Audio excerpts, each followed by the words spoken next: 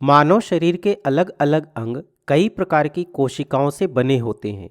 इनमें से तंत्रिका कोशिकाएं या न्यूरॉन्स अत्यधिक महत्वपूर्ण कोशिकाएं होती हैं। हमारा मस्तिष्क और हमारा तंत्रिका तंत्र इन्हीं कोशिकाओं से बना होता है।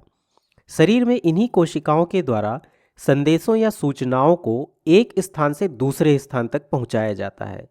तो चलिए इस वीडियो में पहले हम तंत्रिका कोशिकाओं यानी न्यूरॉन की संरचना को समझते हैं और फिर यह देखेंगे कि ये कार्य कैसे करती हैं, यानी सूचनाओं को एक स्थान से दूसरे स्थान तक कैसे पहुंचाती हैं। तो आप यहाँ एक तंत्रिका कोशिका को देख सकते हैं। वैसे तंत्रिका कोशिकाएं कई संरचनाओं में मिलती हैं, लेकिन यह उनकी सबसे सामान्य संरचना है। इस संरचना को हम मुख्य रूप से 3 भागों में विभाजित कर सकते हैं। इसके सबसे बीच वाले भाग को, जो इसका केंद्रीय भाग है, इसे कोशिका काय या सेल बॉडी कहा जाता है। इसे कभी कभी सोमा भी कहा जाता है। इसी भाग में कोशिका द्रव्य यानी साइटोप्लाज्म और कोशिका का केंद्रक तथा अन्य सभी प्रमुख कोशिकांग होते हैं। इस सेल बॉडी के चारों ओर छोटे छोटे तंतुओं के समान ये संरचनाएं निकली होती हैं और इनमें बहुत सारी शाखाएं होती हैं।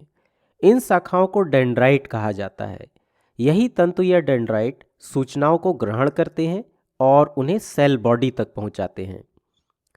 डेंड्राइट की तरह ही सेल बॉडी से एक और भाग निकलता है जिसे एक्सॉन या तंत्रिकाक्ष कहा जाता है।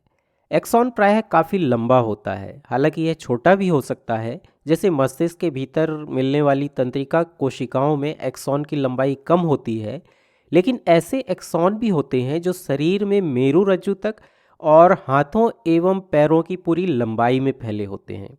जीव के शरीर के आकार के अनुसार एक्सॉन कई फुट लंबे भी हो सकते हैं। हालांकि सभी तंत्रिका कोशिकाओं के एक्सॉन कई फुट लंबे नहीं होते, लेकिन ध्यान रहे कि एक्सॉन की लंबाई काफ़ी अधिक हो सकती है। एक्सॉन जिस स्थान पर सेल बॉडी से जुड़ा होता है, जहाँ से यह सेल बॉडी से निकलता है, जो ये उभरा हुआ भाग है, इसे एक्सॉन हिलॉक कहा जाता है। इसके बाद आगे जाकर एक्सॉन के दूसरे सिरे में कई शाखाएं होती हैं जिन्हें एक्सॉन टर्मिनल कहा जाता है। प्रत्येक एक्सॉन टर्मिनल के छोर में बल्ब के समान संरचनाएं होती हैं जिन्हें सिनेप्टिक नॉब कहा जाता है।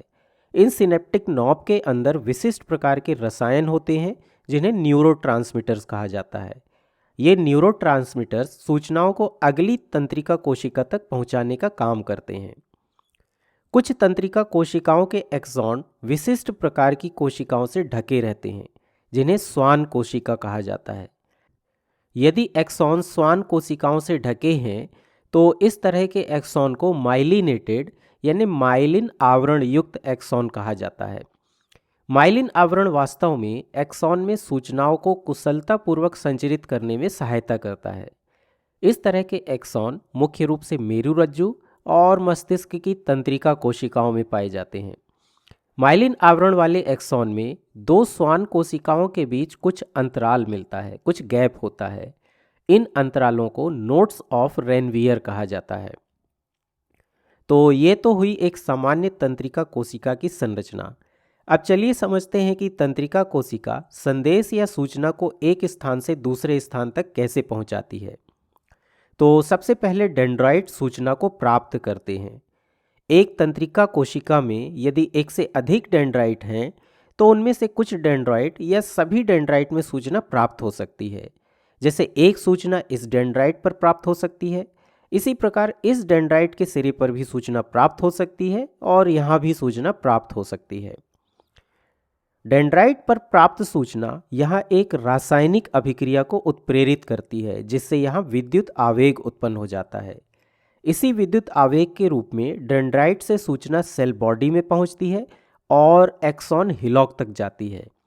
अब यदि यह सूचना पर्याप्त प्रबल है तो यह एक्सॉन हिलॉक पर क्रियात्मक विभव यानी एक्शन पोटेंशियल उत्पन्न करती है। यहाँ यह विभव मुख्य रूप से सोडियम और पोटेशियम आयनों के स्थानांतरण के कारण उत्पन्न होता है और इस क्रियात्मक विभव के कारण सूचना एक्सॉन में संचरित हो जाती है। वास्तव में एक्सॉन तंत्रिका कोशिका का वह भाग होता है जहां सूचना सबसे अधिक दूरी तय करती है और अंततः उसके दूसरे छोर यानी एक्सॉन टर्मिनल तक पहुंच जाती है।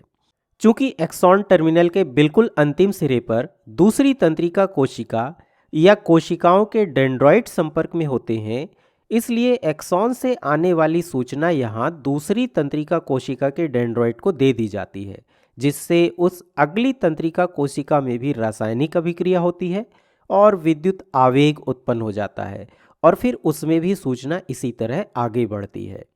तो इस प्रकार एक तंत्रिका कोशिका सूचना को अगली तंत्रिका कोशिका या उससे जुड़े शरीर के किसी भाग तक पहुंचाती है। अब आप यह प्रश्न पूछ सकते हैं कि इस डेंड्राइट में सूचना कहां से प्राप्त होती है।